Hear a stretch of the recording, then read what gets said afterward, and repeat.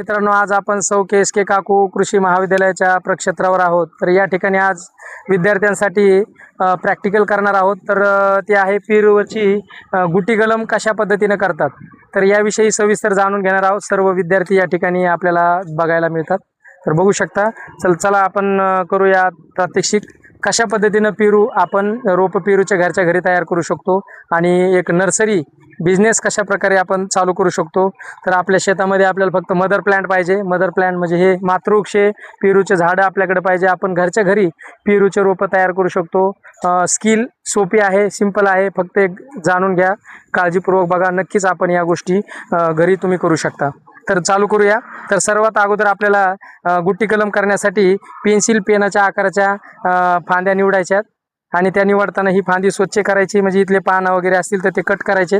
आणि त्यानंतर त्यासाठी लागणाऱ्या गोष्टी आहेत बडिंग नाईफ. तर बडिंग नाईफ आपल्याला घ्यायचं आहे. समोर आहे बडिंग नाईफ घेतल्यानंतर या बडिंग नाईफनं समोर इथे आहे. त्यानंतर हे बघा, या फांदीला गोल आकार एक रिंग द्यायचं आहे, कट करायचं आहे गोल आकार अशा पद्धतीनं.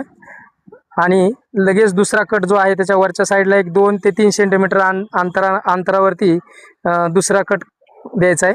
त्यानंतर उभा छेद द्यायचा आहे. सगळ्यांनी काळजीपूर्वक बघा मित्रांनो, तुम्ही पण बघून घ्या विद्यार्थी मित्रांनो सगळे. त्यानंतर त्याला उभा छेद द्यायचा आहे, सावकाश, आणि डॅमेज होणार नाही किंवा इजा होणार नाही त्या फांदीला, ही लक्ष द्यायचं आहे आपल्याला. फक्त अलगद साल कशी निघेल याकडं सगळ्यांनी लक्ष द्यायचे. फांदी निवडताना रसरशीत फांदी असावी, जेणेकरून आपण सहज त्याच्यावरती साल जी आहे ती काढू शकतो. तर ही बघा साल काढलेली बघू शकता, झूम करून दाखवा. ही बघा साल कशी काढलेली छान प्रकारे 2 ते 3 सेंटीमीटरची. त्यानंतर दुसरी गोष्ट आपल्याला लागणार आहे ती मग स्पॅग्नोमॉस. तर हे स्पॅग्नोमॉस म्हणजे याला हिरवं शेवाळ असं म्हणतात. तर ही हिरवं शेवाळ आहे. तर याला ग्रोथ रेग्युलेटर वापरायचं आहे. IBA किंवा NEA नावाचं ग्रोथ रेग्युलेटर भेटतं, त्यामध्ये ट्रीटमेंट करायचं आहे. आणि एक मुठभर स्पॅग्नोमॉस हिरवं शेवाळ घ्यायचं. या वनस्पतीची खासियत अशी आहे की वनस्पती पाणी धरून ठेवण्याची क्षमता हिच्यामध्ये आहे. पाणी सोडत नाही. एकदा पाणी तिनं आकसून घेतलं, धरून ठेवलं की वनस्पती असंच पाणी धरून ठेवते. म्हणून आपण हे स्पॅग्नोमॉस वापरत असतो. हे स्पॅग्नोमॉस यामध्ये वापरायचं आहे. हे जे आपण कट केलेलं आहे, तर तो कट केलेल्या भागाला पूर्ण स्पॅग्नोमॉस गुंडाळून घ्यायचं आहे. आणि त्यानंतर पॉलिथिन स्ट्रीप जी आहे छोटी द्या, ही पॉलिथिनची पिशवी म्हणजे आपण साखरेची पिशवी, थोडक्यात सांगायचं म्हणजे साखरेची पिशवी एकदम चांगली ती वापरू शकतो. ही अशी नॅपकिनच्या आकाराची तयार करायची. आणि त्यानंतर मग हे स्पॅग्नोमॉस जो आपण गुंडाळलेला आहे त्याला एकदम व्यवस्थित काळजीपूर्वक ती पिशवी गुंडाळून घ्यायची अशा पद्धतीनं. ठीक आहे. त्यानंतर दुसरं साहित्य आपल्याला लागणार आहे ते म्हणजे दोरी, सुतळी. ही सुतळी घ्यायची. सर्वात अगोदर सुतळी अशी बांधून घ्यायची वरच्या साईडला. आणि त्यानंतर मग जो आपण स्पॅग्नोमॉस लावलेला आहे किंवा पॉलिथिन आहे त्याला काळजीपूर्वक अशा पद्धतीनं बांधून घ्यायचं आहे. तर बांधताना फक्त एवढी काळजी घ्यायची की त्याचा दोन्ही जे टोक आहेत तर हे एकदम छान व्यवस्थित बांधायचे आहेत, वरचा आणि खालचा टोक दोन्ही, जेणेकरून त्याच्यातलं जे पाणी आहे ते निघणार नाही आणि त्याच्यामध्ये हवा वगैरे जाणार नाही.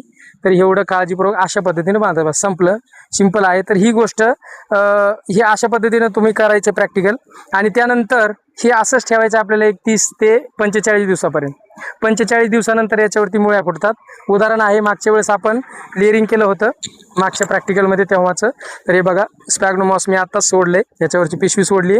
तर हे बघू शकता हे स्पॅग्नोमॉस आहे आणि याच्या खालून तुम्हाला मुळ्या दिसतात बघा. या छान प्रकारे मुळ्या या वाढलेल्या हे मुळ्या, हे बघा मुळे आलेले दिसतात. हे तर कट केलं होतं आणि हे मुळे आलेले, याच्यात पण कटल्या काही मुळे आता तुटल्या काढताना दाखवताना. तर ही मुळे आहेत त्याच्या. तर अशा पद्धतीने मुळे. आणि नंतर आपण काय करतो मग, ह्या जेव्हा मुळे येतात तर ह्या अशा एका झाडावरती जवळजवळ जेवढ्या फांद्या आहेत तेवढ्या आपल्याला प्रत्येक फांदीवर करता येतं. फक्त अशा हिरव्या फांद्या निवडायच्या नाही. त्यासाठी ज्या थोड्याशा जुन्या आहेत, 6 महिन्याच्या फांद्या असतील अशा फांद्या निवडायच्या.